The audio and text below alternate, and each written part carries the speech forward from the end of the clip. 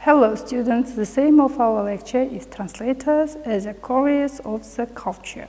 The plan of the lecture consists of the influence of translations and translators to the world, perception of different languages and cultures, using of equivalence while translation. To conduct a substantial dialogue with a foreign language speaker, we should know the native language and language of the speaker or use the services of the experienced translator who is capable not only to translate but also to convey the idea and the hidden meaning. However, the role of the translator is not limited with a translation from one language into the other one. Translators are the lively bridges of the mutual understanding without which neither cultural exchange nor the cultural development is possible. All the periods of the cultural perfection of the nation, usually called Renaissance, would have happened without the translation of the main works in the field of philosophy, science, and art into other languages. Islamic Renaissance embedded in Andalusia based on a translation of the ancient Sanskrit sources into Old Greece and then into Arabic. A lot of Greek texts were translated into Arabic and Latin. Italian humanistic Renaissance of 14th and 15th centuries was the result of direct translation of the main text from Old Greece into Italian. The works of the Italian Renaissance period were translated into English and stimulated Tudor Renaissance. The works of Shakespeare were translated into German by Christopher Martin Wieland. Exercise influenced everything in what was happening during the classical period in Weimar, around Goethe and Schiller. It is possible to make a recipe of Renaissance, look for the most perfect, impartial, and valuable ideas in any culture in its part, in present and past, translate them and plant them in your own garden and make them yours. It is especially important at that time when people suffer from the feeling of the mental and cultural decay. These periods, it is important to touch the works of genius of the past and the great achievements of other cultures to draw the inspiration. The structural peculiarities and principles of the language determine how its speakers perceive the world and the national culture itself. American famous theories of linguistics were state. Different language speakers perceive the facts and events in a different way as those facts and events are expressed in their languages differently. It is important for the translator to know the grammatical structure of the language, unlike the lexical elements, predetermine those aspects of a subject or event which must be expressed by that language. For example, the Russian sentence «Я нанял работницу» indicates the gender of both employer and employee, and the verb indicates that it happened in the past. There is nothing of the mentioned above in the English sentence «I hired a worker», where the tense of the action is indicated by means of choosing the verb form in the past tense, hires or has hired. Native Russian language speakers name the whole set of items with one word, but in English those items have different time. For example, in English there are some names for each part of what is whole in Russian. Рука состоит из hand и arm. Рука от плеча до кисти. Нога is leg и foot. Ступня до щиколотки, пальцы на руках, fingers, а на ногах, toes. From the other hand, in English, there are no words which convey the difference between husband's mother, свекровь, and wife's mother, теща. Both notions are translated as mother-in-law, just the same as with words to marry for girls, выйти замуж, and boys, жениться. When significant and unique events in culture are translated into the other language word for word, the grammatical mistakes, wrong, or just unclear phrases appear in a translation in any way. The struggle for detente and friendship among nations got considerable support. It was written in Moscow News on the 5th of February, 1989. Another example, по праздникам и воскресеньям мой муж работает в гараже.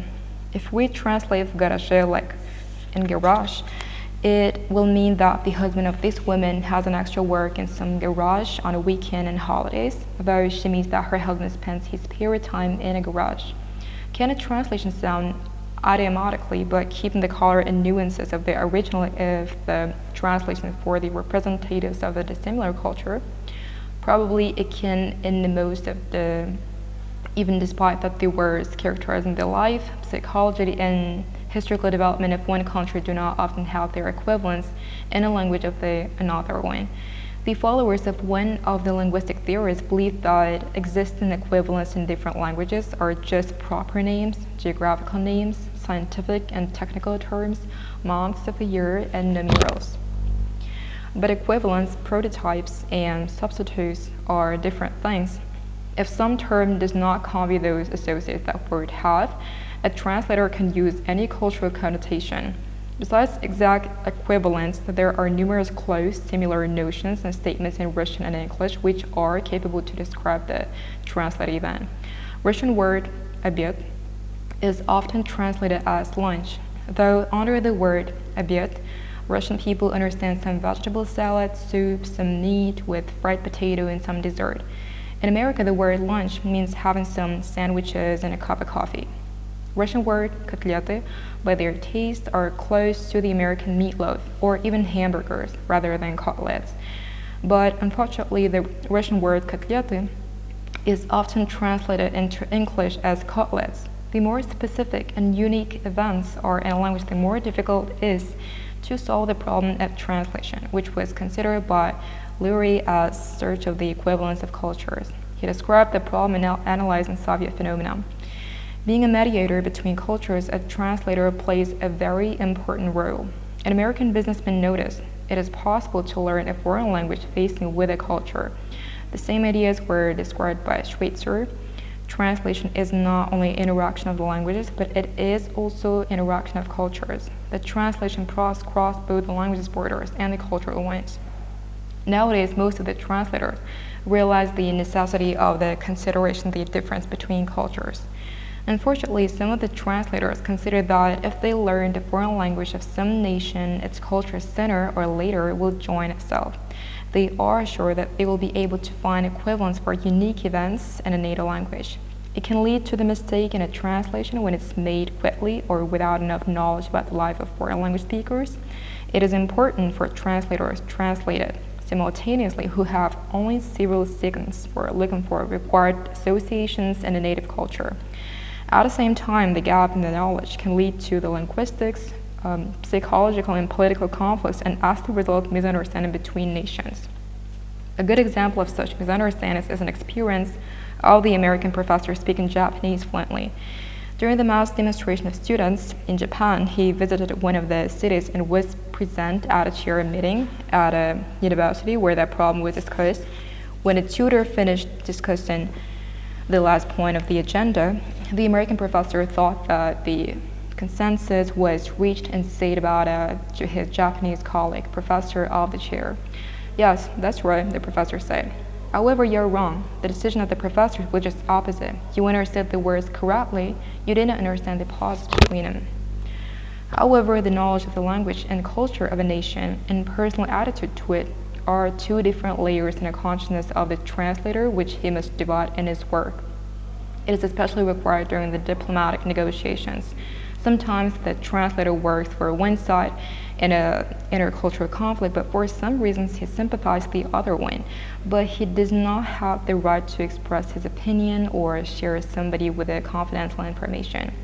People knowing a foreign language, especially the immigrants from Russia, often face with such situations. Their attitude to the native country and America is emotionally different. The translator must not think about sympathy to any side. He must be impartial. From the point of view of the professional athletics, other behavior is impossible and improper. The duty of the linguistic mediator is using the knowledge not for the prompt for participants of the international conflict how to solve their problems, but to help them to find out what they want to say to each other. It is not enough for the translator from Russian into English to know all about the policy and philosophy of Russia and the USA. He must know their life peculiarities. First, it concerns those notions which do not exist in Europe and do not have equivalents. For example, the words subotnik or zastolye are always difficult to translate. Besides, there are numerous notions existing and having equivalents in both cultures, but indicating absolutely different things. One of such notions is Russian pafos sozidания. It is not clear for an American without comments. Under the word idealism, Russian people mean the philosophy which is opposed to the naturalism, whereas the American people mean the priority of the high ideals over the practical things. Keeping the context of the Russian culture and the English language makes a good translator to identify and compare the wide spectrum of the life in Russia and America, from the small things up to the higher sphere of the social life.